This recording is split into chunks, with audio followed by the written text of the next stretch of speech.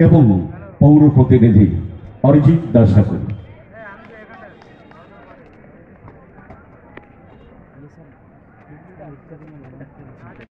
আমি বলছি যে সমস্ত বুথে কেবলমাত্র নয়, বুথের অধীনে সমস্ত ভোটারদের বাড়ি ধরে তাদেরকে বিভিন্ন কর্মীকে দায়িত্ব দেওয়া, কেউ 50টা বাড়ি, কেউ 20টা বাড়ি, কেউ 30টা বাড়ি। আমাদের কর্মীরা প্রত্যেকটা বাড়িতে পৌঁছবে, আমাদের বক্তব্য তুলে ধরবে।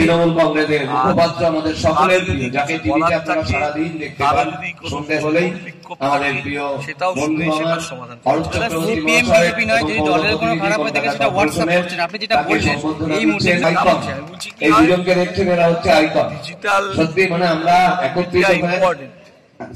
কিন্তু সংগঠন মানে মানুষের সাথে মানুষের সম্পর্ক, যেখানে হোয়াটসঅ্যাপে মেসেজে মানুষের সাথে মানুষের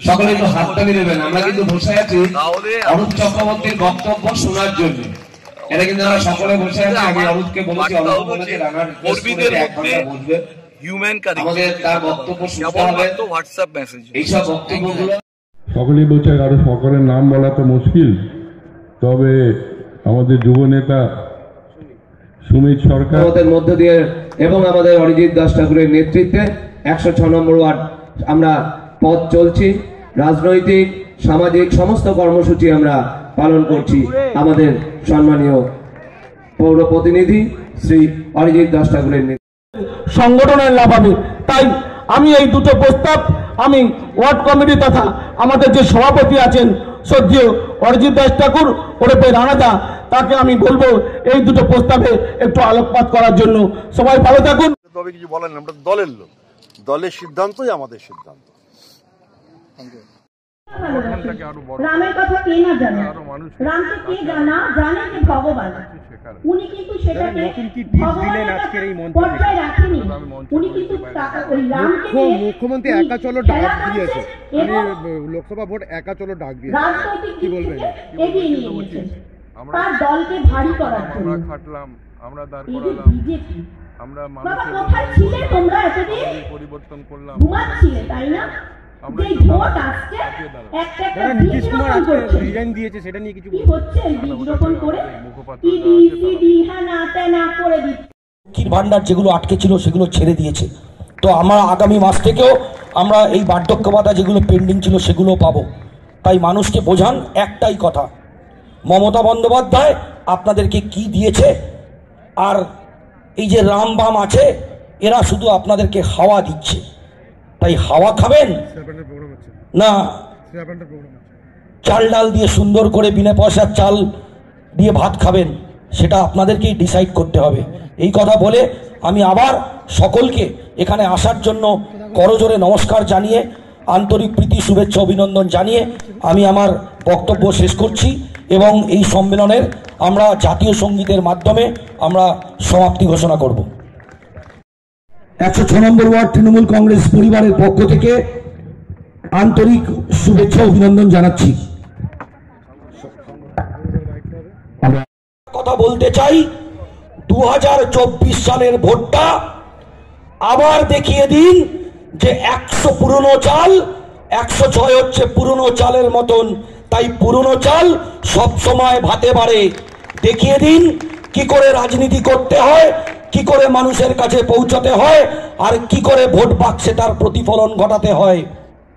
এখানে যারা বিজেপি করে, যারা সিপিএম করে, মনে রাখবেন এই ওয়ার্ডে 4 জন বিজেপির লোক আছে, কিন্তু যখন ঝান্ডা লাগায় ওরা হায়ার করে নিয়ে আসে, ওরা হায়ারিং সিস্টেমে খেলে।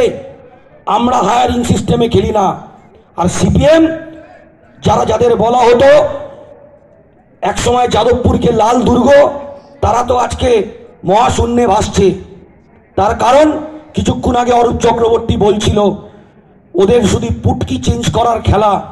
ওরা পুটকিতে থাকুক, আমরা মানুষের সঙ্গে থাকি।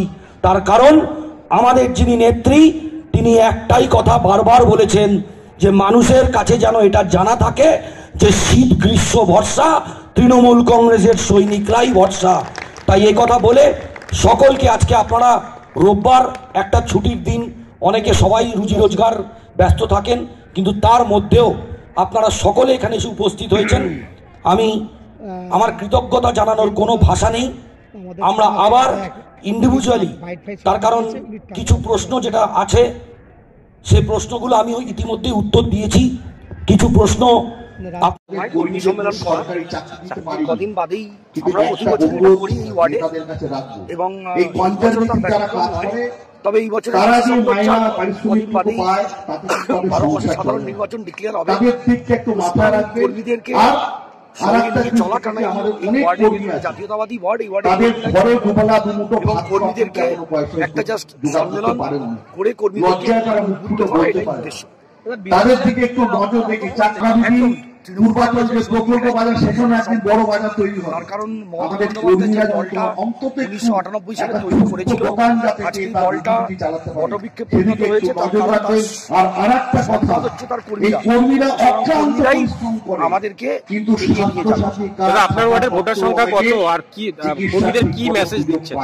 না, আমার শুধু মেসেজ অলরেডি বিধায়ক দিয়েছে। আমরাও সময় আমরা মানে মানুষের কাছে পৌঁছেছি। এখন একটাই বক্তব্য, সেটা হচ্ছে প্রত্যেক বাড়িতে গিয়ে তাদেরকে বোঝানো, তাদের সাথে কথা বলা। তারা যদি কোনো সরকারি প্রকল্প না পেয়ে থাকে, সবাই পেয়েছে প্রায়, তার মধ্যেও কয়েক পার্সেন্ট যদি না পেয়ে থাকে, কেন পায়নি যাচাই করা। আর ভোটার সংখ্যা কত এখন? এই মুহূর্তে ভোটার সংখ্যা 42। বলছি আমাদের কাজের যোগ্য নয়, আমরা কি কোনো কাজ পেতে পারি না? কাজের দল যদি ঠিক করে সবাইকে একটা হবে, যারা বিভিন্ন অনুষ্ঠানে বিভিন্ন কাজের মধ্যে যুক্ত থাকে, একই লোককে মমতা ব্যানার্জি কোনো বিকল্প দেখতে পছন্দ করে না, মানুষকে ঘুরিয়ে ফিরে নিয়ে আসতে হবে। এই বলে আমার বক্তব্য শেষ করছি। জয় হিন্দ, বন্দে মমতা বন্দ্যোপাধ্যায়। করছে বলতে পারবো না, ওয়েস্ট বেঙ্গলে বিরোধী নেই। ওয়েস্ট বেঙ্গলে বিরোধী শূন্য মমতা ব্যানার্জির ফেস ভ্যালু বাংলায় নেই। সুতরাং হাওয়াও করে চিৎকার করবে। আর কোন বিরোধীদের কথা বলছে? একসময় যাদবপুরকে বলা হতো যাদবপুর, আজকে যাদবপুরে সিপিএম এর এজেন্ট খুঁজে পাওয়া যায়, আর বিজেপির তো এজেন্টই নেই, হায়ার করা দিয়ে এজেন্ট দিয়ে চালায়। এদেরকে আমরা আমি বক্তব্য রাখার জন্য যাদবপুরে আমরা চিঠি, যখন আমাদের তৃণমূল কংগ্রেস গঠিত হয় তখন নিয়ে চলে যাচ্ছে।